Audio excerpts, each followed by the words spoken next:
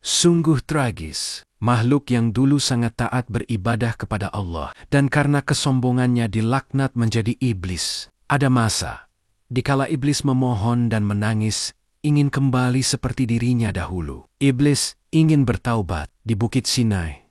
Di sebuah malam, sebuah peristiwa tak biasa terjadi. Nabi Musa alaihissalam berada dalam keadaan tenang dalam majelisnya.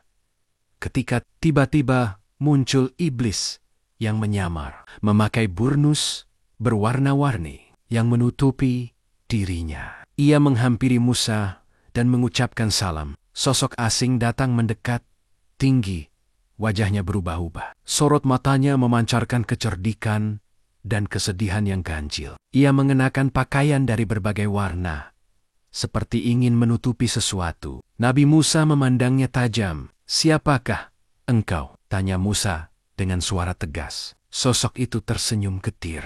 "Aku, iblis," jawabnya lirih. Musa mundur selangkah.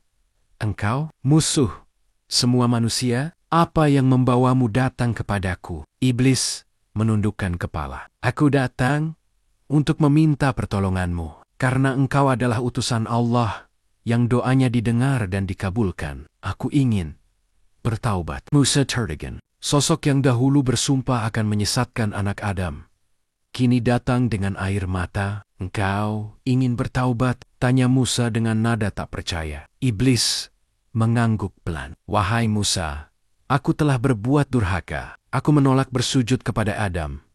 Tapi kini aku menyesal. Aku takut kepada Rabbku. Tolong, mintakan kepadanya agar menerima taubatku."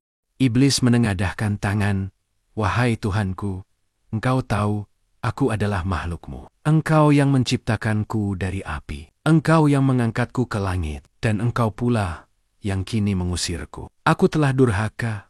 Aku telah sesat. Ampunilah aku, wahai Rabbku. Izinkan aku kembali seperti dulu di antara malaikatmu, di bawah cahaya singgasanamu." Musa menatapnya lama. Dalam hatinya terbesit rasa kasihan, tapi juga kehati-hatian. Ia pun menengadahkan tangan, bermunajat kepada Allah. Lalu Allah berfirman, "Wahai Musa, sampaikan kepadanya, aku akan menerima taubatnya."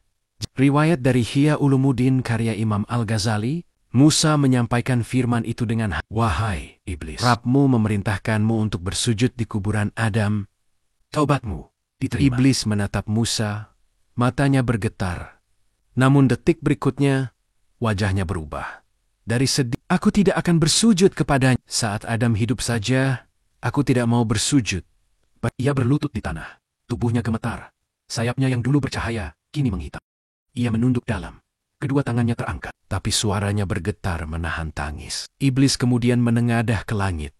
Suaranya serak. "Wahai Tuhanku, engkau ciptakan aku dari api, dan dia dari tanah. Engkau muliakan dia di atasku. Aku mohon, jangan hukum aku dengan sujud kepadanya lagi." Air mata mengalir di wajahnya. Air mata yang bukan karena cinta, melainkan karena kehilangan kemuliaan dan kehormatan. Ia menangis bukan karena dosa, tetapi karena kehinaan. Tangis itu getir, penuh ketakutan. Ia menatap ke langit, ke arah cahaya yang dulu menjadi tempatnya bersujud. Dan dalam tangis yang panjang itu, terdengar suaranya bergetar di antara nafas. "Ya Allah, jika engkau menolak taubatku, maka berilah aku waktu. Biarkan aku hidup sampai hari mereka dibangkitkan, agar aku bisa membuktikan bahwa mereka tak sekuat yang engkau sangka." Quran Surah Al-A'raf ayat 14-15. Allah berfirman kepadanya dengan suara yang mengguncang seluruh langit, "Sesungguhnya engkau termasuk mereka yang diberi tangguh." Quran Surah Al-A'raf ayat 15. Iblis pun menunduk, tapi bukan dalam sujud, melainkan dalam dendam. Air mata itu berhenti, berganti dengan senyum pahit. Ia berkata dengan lirih, namun penuh tekad, "Demi kemuliaanmu, aku akan menyesatkan mereka semua, kecuali hamba-hambamu yang engkau pilih." Quran Surah Syed ayat 82-83. Setelah itu, iblis berkata kepada Nabi Musa dengan nada getir, "Wahai Musa, engkau telah dikasihi oleh Allah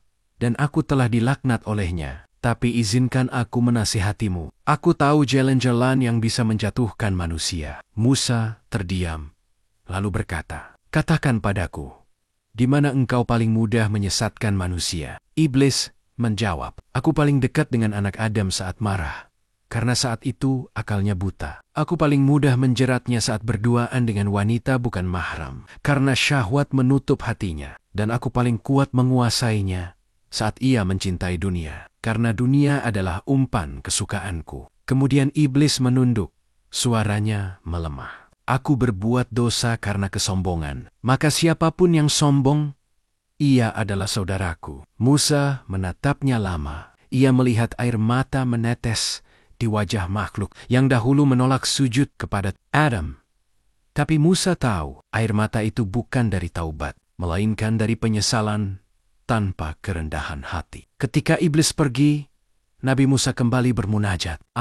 "Ya Allah, sungguh aneh makhluk ini. Ia takut kepadamu, tapi tak mau tunduk. Ia menangis karena dosa, tapi tak mau merendah." Lalu Allah menurunkan wahyu yang menggetarkan hati. "Wahai Musa, ketahuilah, barang siapa menangis karena takut kepodiku dan tunduk kepada perintahku, aku ampuni dosa-dosanya. Tapi siapapun yang menangis tanpa tunduk, maka tangisnya hanya air sia-sia." Sejak malam itu, Nabi Musa semakin sering bermunajat, menangis di sepertiga malam terakhir. Ia selalu memohon, "Ya Allah, lindungilah aku dari kesombongan, sebagaimana engkau menolak iblis dari rahmatmu. Jadikan aku hamba yang tunduk, bukan hanya takut." Dan sejak itu pula, setiap kali manusia menangis karena takut kepada Allah, para malaikat berbisik di langit. Tangisan ini bukan seperti tangisan iblis. Ini adalah tangisan yang membuka pintu rahmat.